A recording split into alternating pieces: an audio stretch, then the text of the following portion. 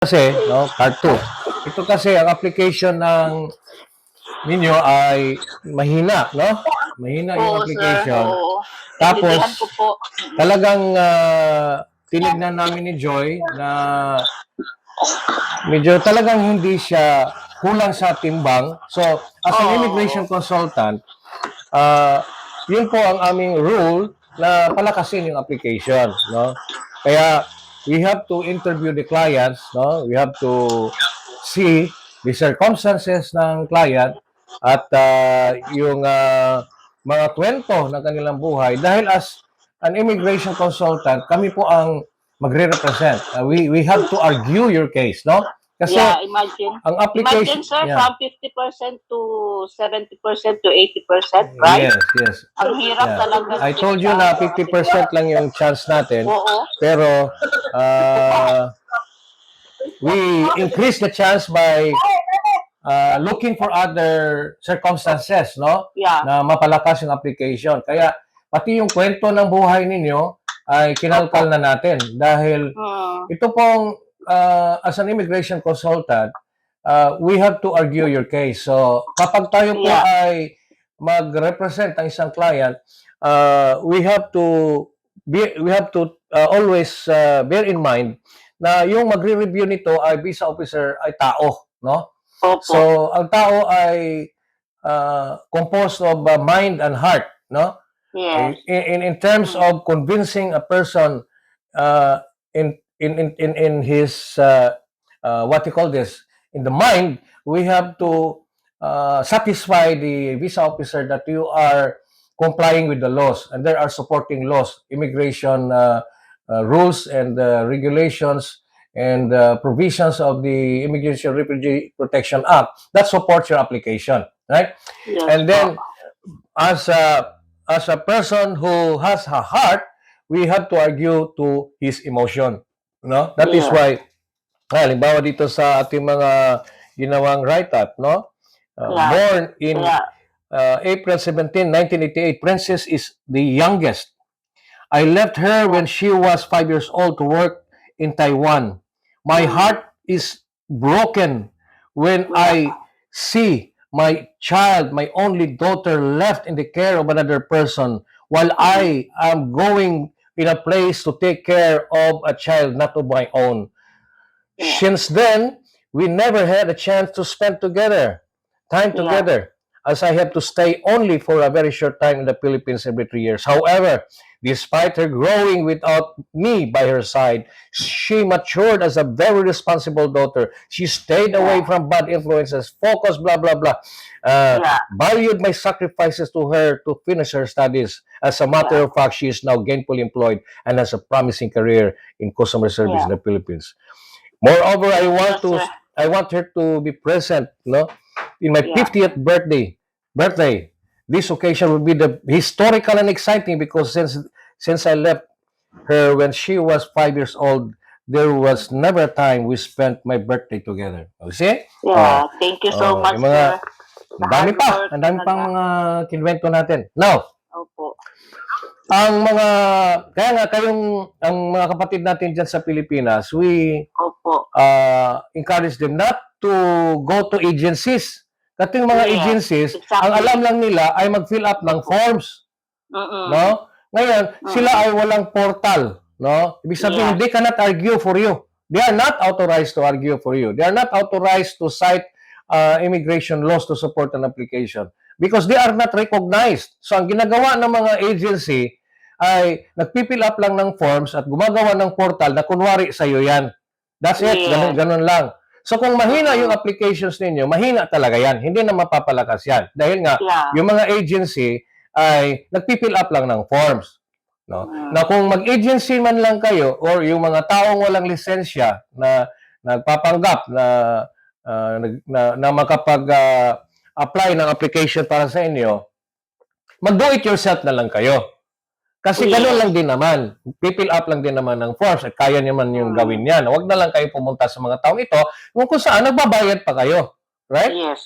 No, ang mangyayari niyan, kung mahina yung application ninyo at ito'y hindi ma-approve, no, magkaroon na kayo ng record ng refusal, napakahirap na yan.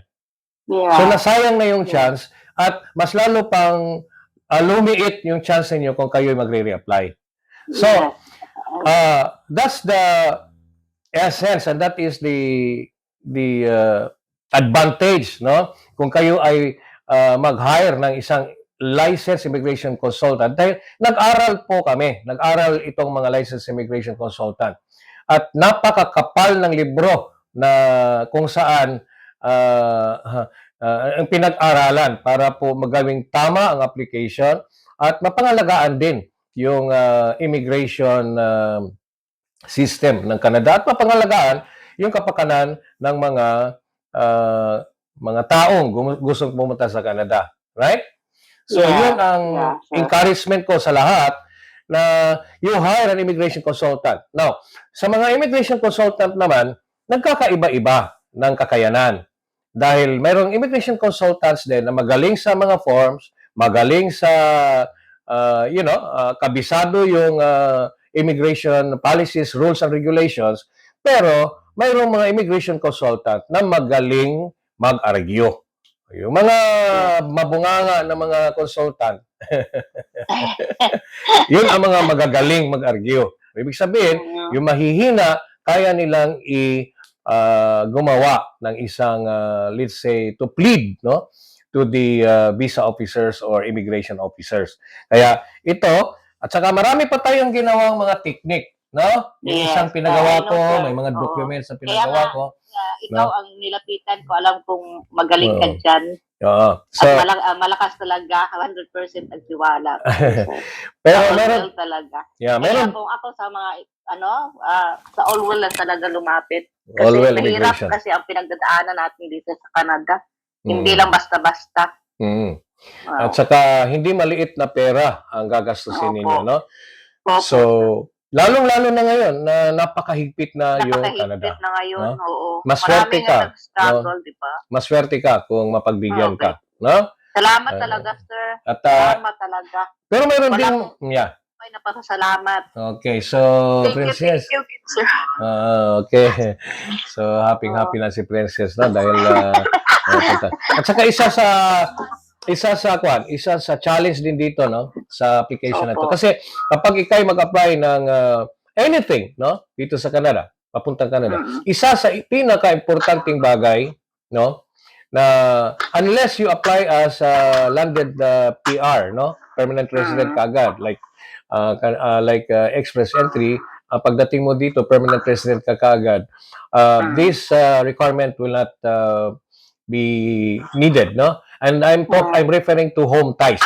No? Any application in Canada where you will come as a temporary resident, no? You will have to establish home ties. Kung ano yung babalikan mo sa Pilipinas. In this case, talagang wala, no?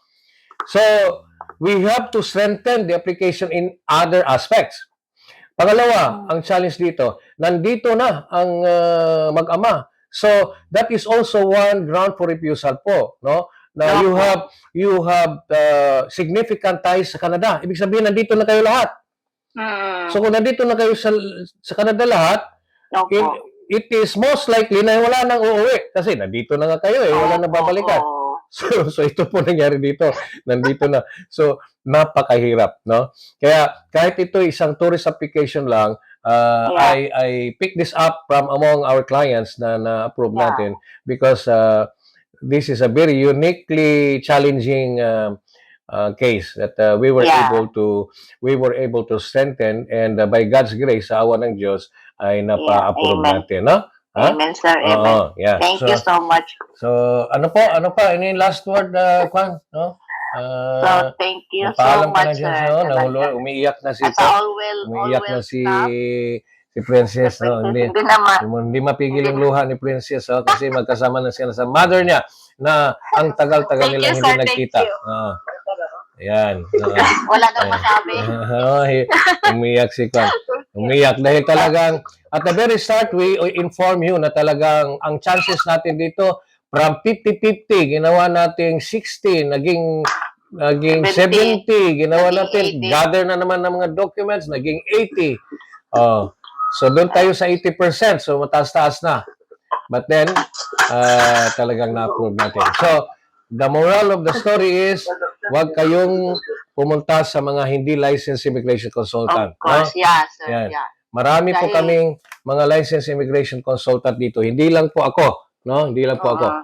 So, lumapit kayo sa mga RCIC, regulated Canadian Immigration Consultant, no? So, so that's it, mga kapatid. Again, Okay, ang Canada sir. ngayon Thank is you, very sir. challenging, no? See you sa party, ha? Thank you Oh. so much, sir. Yeah, we need your presence more than your money, ha?